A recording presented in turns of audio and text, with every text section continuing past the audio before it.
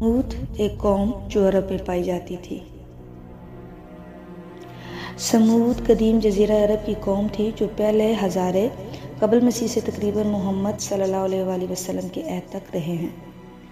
قوم کے مورث اعلیٰ کا نام سمود تھا اور مشہور نسب نامہ یہ ہے: سمود بن جشیر بن ارم بن سام بن نوح علیہ السلام۔ عاد جس طرح جنوبی اور مشرقی عرب کے مالک تھے، سمود اس کے مقابل مغربی اور شمالی عرب پر قابض تھے۔ ان کے دارالحکومت کا نام حجر تھا۔ یہ شہر حجاز سے شام کو جانے والے قدیم راستے پر واقع تھا۔ اب عموماً اس شہر کو مدائن صالح کہتے ہیں۔ یہ شمالی عرب کی ایک زبردست قوم تھی۔ فن تعمیر میں عاد کی طرح اس کو بھی کمال حاصل تھا۔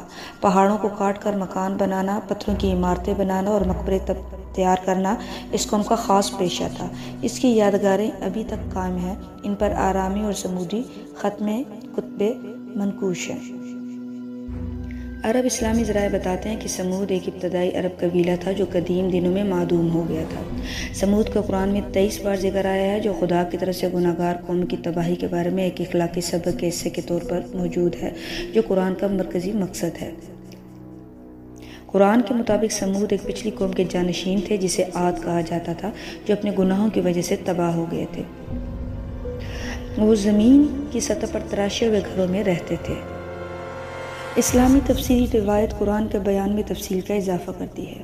اس کے مطابق سمود ہیگرا میں رہنے والا ایک طاقتور اور بت پرست قبیلہ تھا جسے مدائن صالح کہا جاتا ہے۔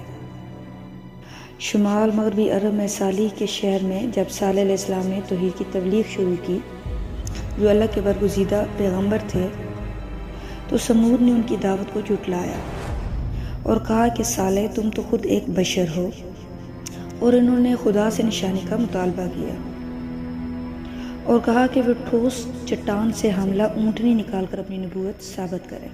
جب خدا نے نبی کو ایسا کرنے کی اجازت دی تو بعض قبائل نے صالح کی پیروی کی، جبکہ بہت سے طاقتور رہنما اس کی مخالفت کرتے رہے۔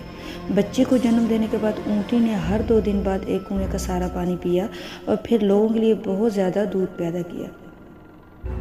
قوم سمود نے جب خدا کے دعوے کو سچا ہوتے دیکھا اور انہیں محسوس ہوا کہ انہیں بتوں کی عبادت کو ترک کرنا پڑے گا، تو انہوں نے اونٹنی کو پہلے زخمی کیا اور پھر سمود کے 9 افراد نے مل کر اسے قتل کر دیا، اور پھر انہوں نے صالح علیہ السلام کو قتل کرنے کی کوشش کی لیکن ناکام رہے۔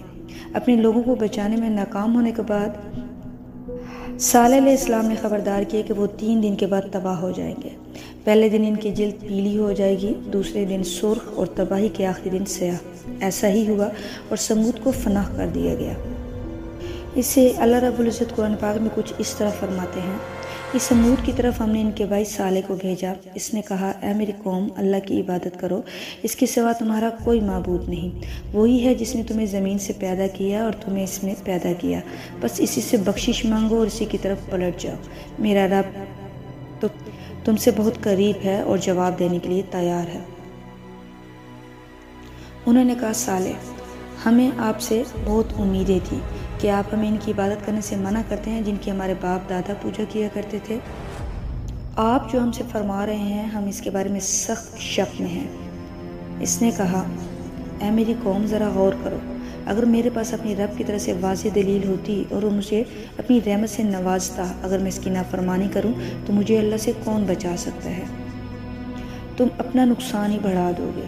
میری قوم، یہ اونٹ اللہ کا ہے، تمہارے لیے نشانی ہے، لہٰذا اسے خدا کی زمین پر چلنے کے لیے چھوڑ دو اور اسے نقصان نہ پہنچاؤ، ورنہ تم پر عنقریب عذاب آئے گا۔ لیکن انہوں نے اس کو کاٹ دیا تو اس نے کہا، مزید 3 دن زندگی گزارو، یہ تنبیہ غلط ثابت نہیں ہوگی۔ اور اس طرح جب ہمارا حکم پورا ہوا تو ہم نے اپنی رحمت سے صالح اور ان کے ساتھی مومنین کو اس دن کی رسوائی سے بچا لیا۔ اور صالح علیہ السلام سے فرمایا، اے پیغمبر، یہ تمہارا رب ہے جو مضبوط اور غالب ہے۔ اس دھماکے نے ظالموں کو مارا اور وہ اپنے گھروں میں مردہ پڑے گئے، گویا وہ کبھی زندہ اور پھلے پھولے ہی نہیں تھے۔